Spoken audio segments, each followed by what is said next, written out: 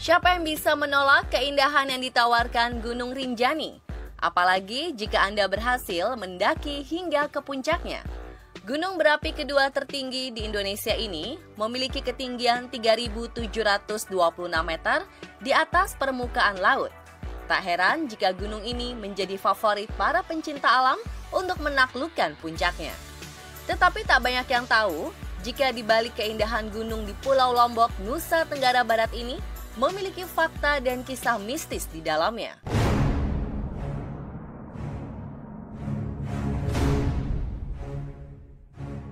Banyak cerita mengenai asal-muasal nama Rinjani yang kini dikenal dengan nama sebuah gunung di Lombok, Nusa Tenggara Barat. Seorang pemerhati kebudayaan Nusantara Timur menjelaskan tentang asal nama Gunung Rinjani. 3 biang yang masih mengepul di situ adalah Puncak Samalas, Puncak Gunung Barujari, di sebelah timurnya juga ada Puncak Segara Muncar namanya. Itu yang dikenal oleh dunia sebagai Rinjani, berkepundan namanya Segara Muncar. Berbicara mengenai sejarah Gunung Rinjani, maka tak lepas dari sosok Dewi Anjani, seorang ratu dari kerajaan gaib. Sosoknya dipercaya memiliki paras cantik jelita dan bersemayam di puncak Gunung Rinjani. Dikisahkan bahwa Dewi Anjani memiliki hubungan cinta dengan seorang rakyat muda nan miskin. Hal ini membuat sang ayah tidak merestui hubungan mereka, hingga akhirnya Dewi Anjani merasa marah dengan sang ayah dan memutuskan untuk kabur dari istana. Ia pergi ke sebuah gunung di Lombok, meratapi nasib dengan cara bersemedi di atas puncak gunung tersebut. Semedinya ini membuat Dewi Anjani mendapatkan kesaktian yang amat tinggi, hingga semua bangsa jin di kawasan gunung tersebut mengangkatnya menjadi ratu mereka. Konon beliau adalah seorang penguasa yang ada di Rinjani. Asal beliau itu sebenarnya dari bangsa manusia. Beliau adalah keturunan dari kerabat dari kerajaan Raja Seleparang gitu kan, yang mengasingkan diri dari kehidupan hiruk-pikuk kerajaan begitu kan, mengasingkan diri atau istilahnya halwat atau tapa yang beliau lakukan yang ada di Rinjani gitu kan, sehingga bangsa jin gitu kan, karena mereka tidak bisa memimpin diri mereka sendiri, mereka itu harus mengangkat pemimpin seseorang yang berasal dari bangsa manusia begitu.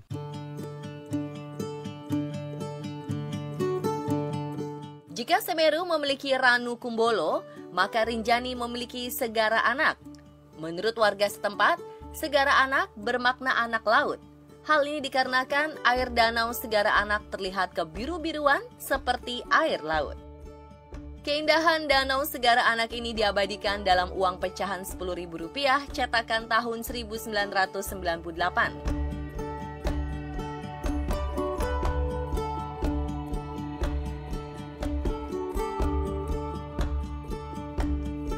Pendakian Gunung Rinjani cukup dikenal memiliki tingkat kesulitan yang tinggi. Niat yang kuat adalah modal utama untuk menaklukkan Rinjani karena akan menghabiskan beberapa hari untuk menggapai puncaknya.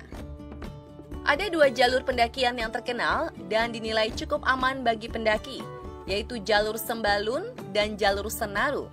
Dibanding jalur Senaru, jalur Sembalun merupakan jalur yang cukup landai namun berliku.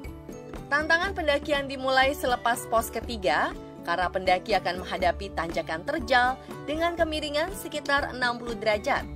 Dari sini, setidaknya membutuhkan waktu sekitar 5 jam untuk sampai ke puncaknya.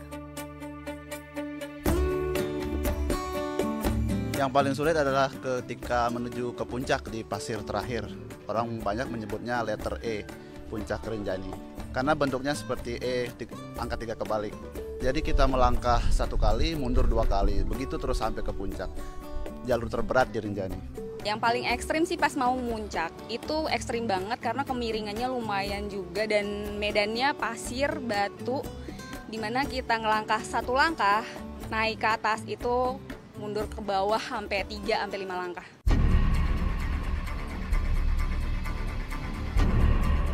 Bahkan saking sulitnya mendaki hingga ke puncak Gunung Rinjani, tak heran jika sampai menimbulkan korban jiwa.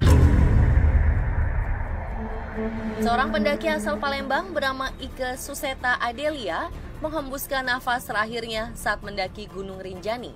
Anehnya, ia dikabarkan meninggal justru di tempat yang relatif aman, yaitu di pemandian air panas Aikalak, tak jauh dari lokasi Danau Segara Anak. Ike diduga meninggal karena kelelahan usai mendaki hingga ke puncak Rinjani. Jenazah Ike ditemukan terapung keesokan harinya. Namun beberapa rekan Ike berkisah bahwa seperti ada yang menarik kaki mereka kala berendam di air panas tersebut. Seorang pendaki dan pemerhati Gunung Rinjani bercerita bahwa pemandian air panas ini memang sering menjadi lokasi para pendaki yang meregang nyawa. Tepatnya di pemandian air hangat yang paling bawah, posisinya memang di utaranya danau sedikit, sekitar kurang lebih 100 meter dari danau. Di situ mulai ada pemandian air hangat gitu kan. Pemandian itu banyak, ada bertingkat-bertingkat. Nah, dan yang paling bawah nih, yang paling bawah air terjunnya padahal cetek gitu kan, nggak terlalu tinggi dan tidak membentuk arus yang deras gitu kan untuk menyedot misalkan kita berenang di situ gitu kan. Cuman anehnya di situ sering terjadi kecelakaan para pendaki yang mohon maaf meninggal dunia gitu kan. Sudah beberapa pendaki yang meninggal dunia di situ. Lantas, benarkah meninggalnya beberapa pendaki Gunung Rinjani ini ada hubungannya dengan hal-hal yang berbau mistis?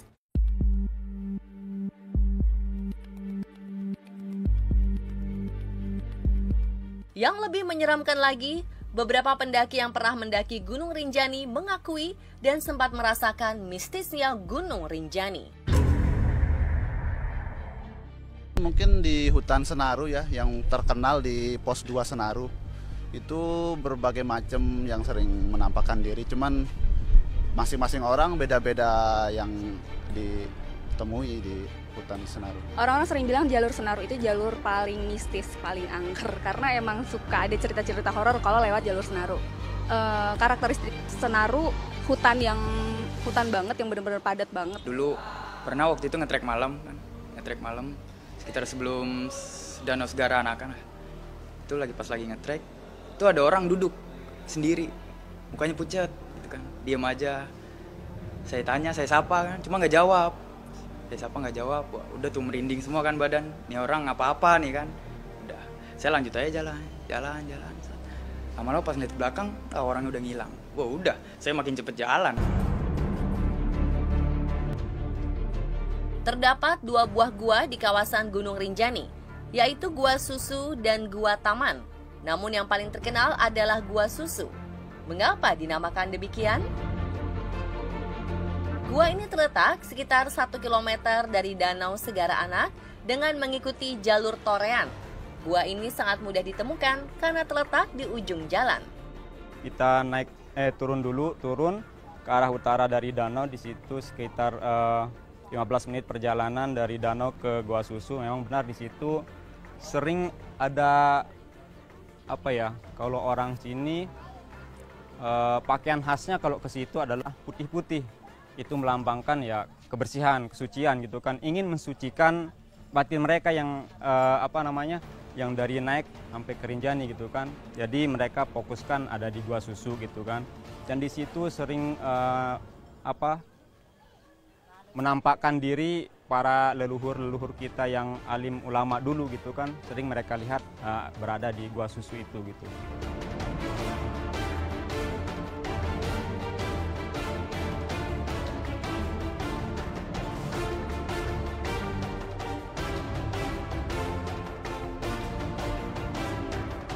Gua ini tampak seperti gua pada umumnya.